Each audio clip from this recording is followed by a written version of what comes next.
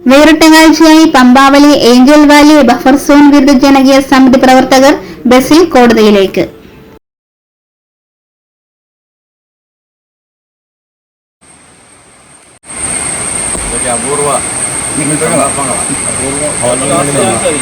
ബഹുമാനപ്പെട്ട കാഞ്ഞിരപ്പള്ളി മുനിസിപ്പൽ കോടതിയിലേക്ക് പോവുകയാണ്. ഇന്ന് ഞങ്ങൾ 61 പേരും 63 പേരും ഒരാൾ മരണപ്പെട്ടു പോയിട്ടുണ്ട്. ബാക്കിയുള്ള മുഴുവൻ ആളുകളും ഇന്ന് ബഹുമാനപ്പെട്ട കോടതി മുൻപായി ഹാജരാവും.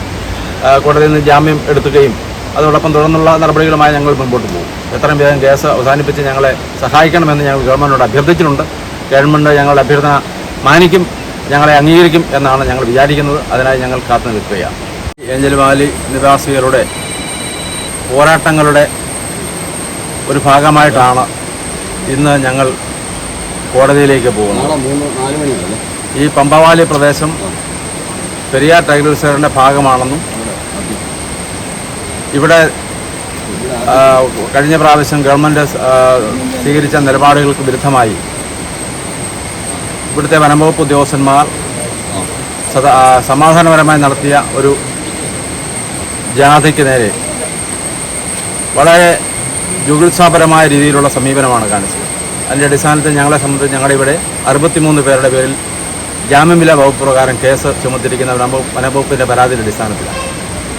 ഈ പ്രദേശം വനമാണ് എന്ന് ഗവൺമെൻറ്റിൻ്റെ രേഖയിൽ വന്നപ്പോഴാണ് ഇവിടുത്തെ ജനങ്ങൾ ഒന്നാകെ കക്ഷി രാഷ്ട്രീയം മറന്ന് ജാതി മത ചിന്തകളില്ലാതെ ഒറ്റക്കെട്ടായി അതിനെതിരെ ശക്തമായി പോരാടുകയും ആ പോരാട്ടത്തിൻ്റെ ഭാഗമായിട്ടാണ് ഇന്ന് കുറേ ആളുകൾ കോടതിയിൽ കയറി ഇറങ്ങുന്നത്.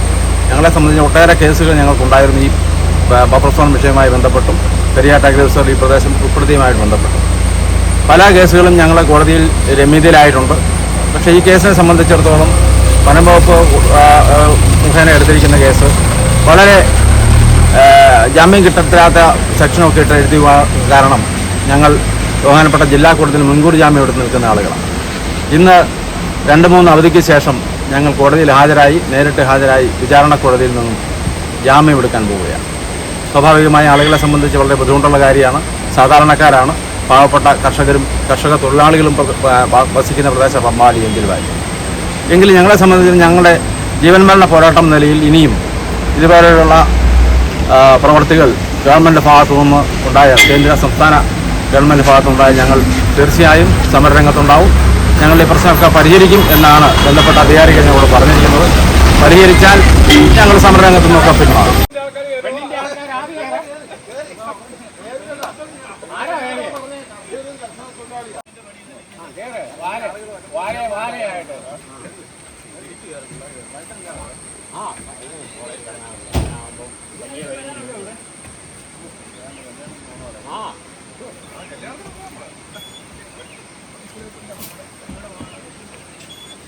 വല്ലപ്പിടിച്ചെന്ന് വരയ്ക്കുന്നത് കയറും കേട്ടോ.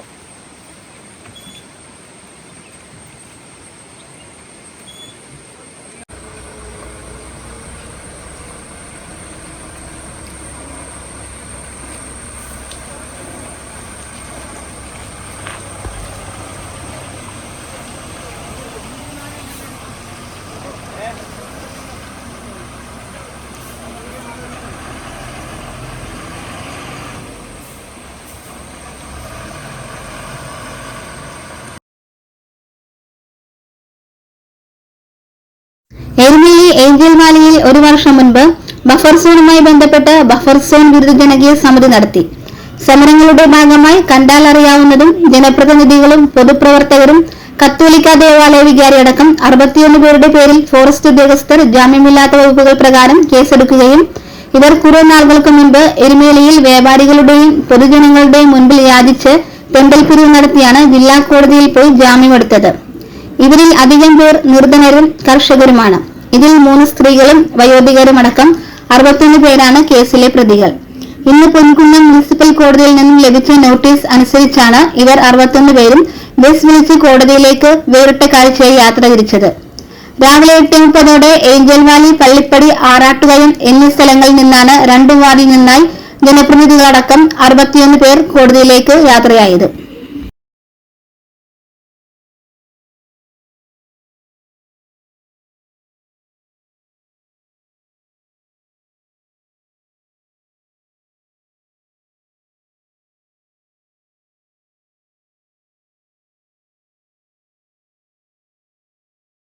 വാലി ബഫർ സോണിന് സമരം ചെയ്ത ഞങ്ങളുടെ പേരിലാണ് 61 പേരുടെ പേരിലാണ് കേസെടുത്തിരിക്കുന്നത്.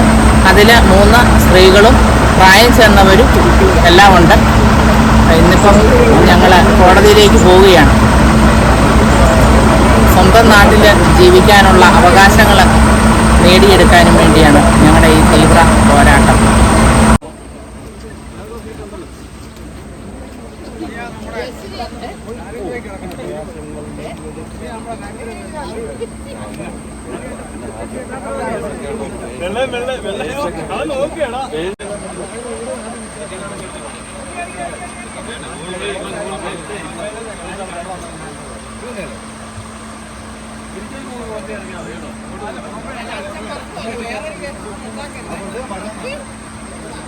അതും പറയാൻ പറ്റുമോ?